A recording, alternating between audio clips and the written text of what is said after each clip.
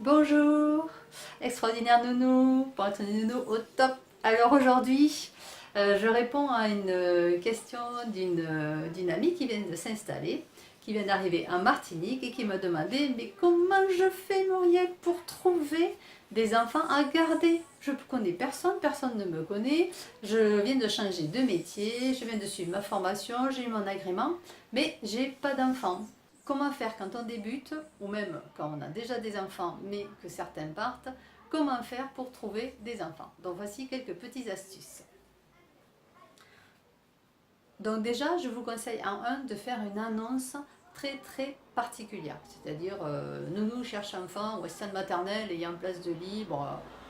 Je trouve ça ni accrocheur, ni vendeur, ni attirant pour les parents. Donc les parents, ce qu'ils veulent, eh ben, les parents, ils veulent une super nounou, presque une deuxième maman bis qui va s'occuper et bichonner bien leur enfant.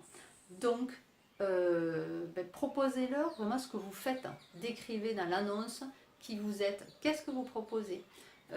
Comment est votre chez vous? Est-ce que c'est une maison? Est-ce que c'est un appartement? Est-ce qu'il y a un jardin?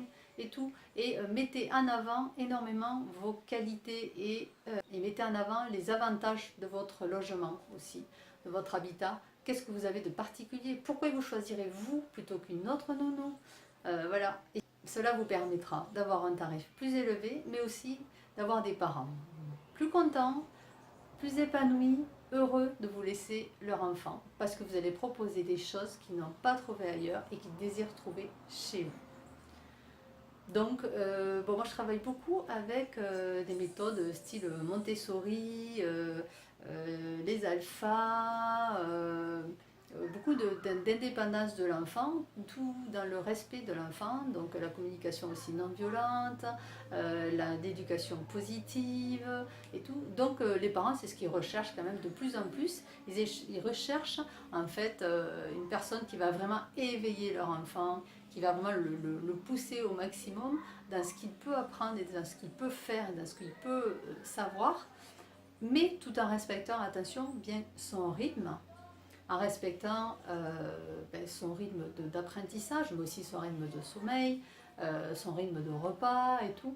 Donc aussi, il faut savoir faire la différence entre une assistante maternelle et les crèches, haltes-garderies, tout ça, où en fait tout est collectif, tout est carré, tout est programmé pour la plupart, où en fait tous les enfants se lèvent en même temps, tous les enfants sont couchés en même temps, tous les enfants mangent en même temps. Et moi, j'ai eu des enfants qui sortaient de ces crèches et qui, si l'enfant dormait un peu trop longtemps, cet exemple un peu choquant pour moi, comme l'enfant était réveillé à 14 heures, on ne le faisait pas manger, il avait juste un petit goûter et l'heure du midi étant passée, la maman me disait l'enfant ne mangeait quasiment pas son repas tous les jours, puisqu'il dormait assez tard, que c'était un gros dormeur. Donc nous avons cette souplesse en tant qu'assistante maternelle. C'est justement de pouvoir s'adapter au rythme de l'enfant. L'enfant est un peu décalé, on va décaler, même si on essaye quand même d'avoir une certaine harmonie entre tous les enfants, si l'enfant est malade, qui se lève un peu plus tard, on va s'adapter. Si il y a une diarrhée, on va proposer plus aux parents de faire du riz, des carottes, ou nous on va préparer des repas qui vont être adaptés à l'état de santé de l'enfant, ce que les parents ne trouveront jamais en halte-garderie ou en crèche. Donc voilà, il faut savoir mettre en avant tout ça, le préciser déjà dans l'annonce, nos particularités, et après on va le développer un peu plus lors de la rencontre avec les parents. Après, cette annonce, il ne faut pas hésiter à la mettre sur le Bon Coin, sur le journal du département dans lequel vous habitez. Donc ici, nous, c'est le 972, ça peut être le 89 si vous êtes en métropole, ça peut être, je ne connais pas le nom de votre journal gratuit et distribué en grand nombre dans votre département, mais ça, il ne faut pas hésiter. Il faut aller sur Internet, il y a aussi Bis Maternelle qui met les annonces des assistantes maternelles. Vous avez aussi sur Page Emploi, il y a une rubrique pour nous, les assistantes maternelles, qui laissons des annonces. Donc voilà, regardez les sites et regardez ceux qui sont le plus, vous mettez annonce assistante maternelle, et les premiers qui sortent, les parents vont les trouver, donc inscrivez-vous. La plupart du temps, c'est gratuit, gratuit, gratuit. Presque tous sont gratuits. Vous choisissez les gratuits, ils sont connus, reconnus et vous avez des chances que les parents voient.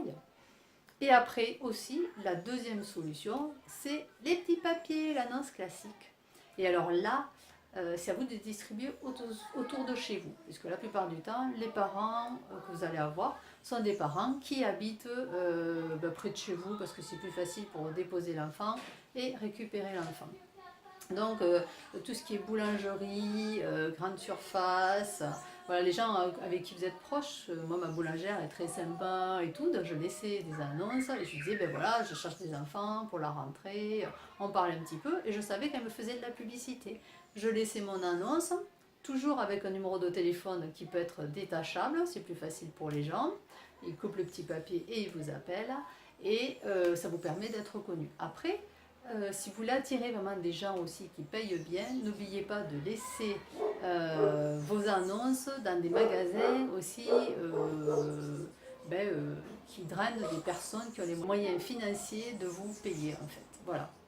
Donc, visez peut-être plutôt les géants casinos que des petits épiceries gratuites ou tout ça, ou des leader price. Mais après, vous avez aussi les magasins de vêtements, les magasins de draps et surtout les magasins qui vendent du matériel de périculture pour les parents.